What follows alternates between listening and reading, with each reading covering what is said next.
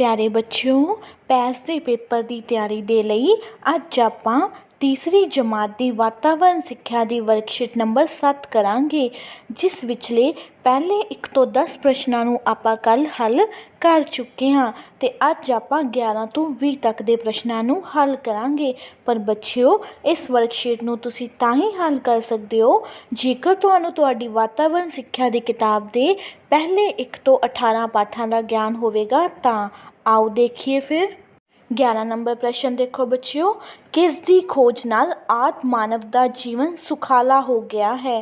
पहला विकल्प पहिया, दूसरा विकल्प अग, तीसरा विकल्प दोवें, चौथा विकल्प कोई भी नहीं। प्यारे बच्चियों, किस दी खोज नाल आदि मानव का जीवन सुखाला हो गया है। पहिए अते अग दोवां दी खोज नाल, इसलिए तीसरा विकल्प बिल्कुल ठीक है, दोवें। अगला प्रश्न, मिट्टी के बर्तनों नूं किस तरह पकाया जाता है। तेल विच, हवा विच, पानी विच या फिर अग विच। दसो बच्चों, तुसी पाठ विच पढ़िया है ना कि मिट्टी के बर्तनों नूं अग विच पकाया जाता है, इसलिए चौथा विकल्प बिल्कुल ठीक है। अगला प्रश्न, मिट्टी के भांडियां ते जानवरां, पौधियां, सूरज अते चंद दीयां तस्वीरां क्यों बनाईयां जांदियां हन। भांडे पकाउण लई, मन दे भावां ते रीझां नूं दर्शाउण लई, दोवां गल्लां करके जां इन्हां विचों कोई नहीं। दसो बच्चिओ, मिट्टी के भांडियां ते जानवरां, पौधियां, सूरज अते चंद दीयां तस्वीरां मन दे भावां ते रीझां नूं दर्शाउण लई बनाए जांदे हन, इसलिए दूसरा विकल्प बिल्कुल ठीक है। अगला प्रश्न, हेठ लिखियां विचों किहड़ा मिट्टी का बर्तन है। दीवा, कड़ा, सुराही या फिर उपरोक्त सारे। दसो बच्चों, इन्हां विचों किहड़ा बर्तन मिट्टी का बनिया हुंदा है। दीवा भी मिट्टी का बनिया हुंदा है। कड़ा भी मिट्टी का बनिया हुंदा है। सुराही भी मिट्टी की हुंदी है, इसलिए चौथा विकल्प बिल्कुल ठीक है, उपरोक्त सारे। अगला प्रश्न, दीवे किस दे बनाए जाते हैं।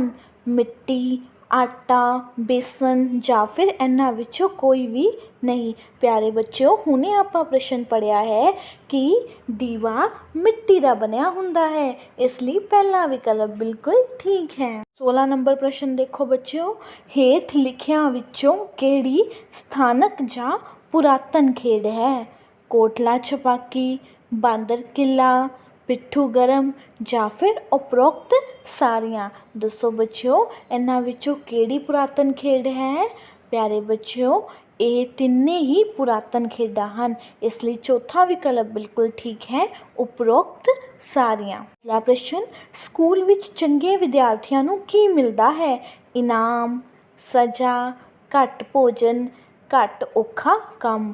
प्यारे बच्चों, चंगे विद्यार्थियों नूं हमेशा इनाम मिलता है, इसलिए पहला विकल्प बिल्कुल ठीक है। अगला प्रश्न, बुढ़ापे विच शरीर डैश हो जाता है। तकड़ा, तंदुरुस्त, कमज़ोर या फिर मजबूत। दसो बच्चों, तुसी अपने घरां विच भी बजुर्गां नूं देखते हो ना, तो दसो बुढ़ापे विच उन्हां दा शरीर किस तरह का हो जाता है। कमज़ोर हो जाता है। तीसरा विकल्प बिल्कुल ठीक है। अगला प्रश्न, जिस थां पिंड दे बजुर्ग बैठ के गल्लां बातां करते हैं उसनूं की कहते हैं।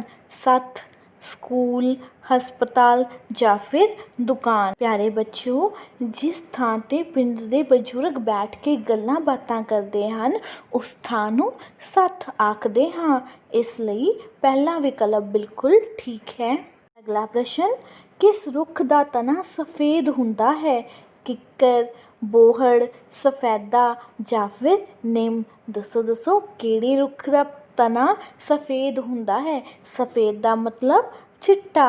किहड़े रुख का तना सफ़ेद हुंदा है। सफेदे दे रुख का, इसलिए तीसरा विकल्प बिल्कुल ठीक है। प्यारे बच्चों, हुण तुसी इन्हां प्रश्नां नूं घर विच चंगी तरह पढ़ना है अते याद भी करना है। धन्नवाद।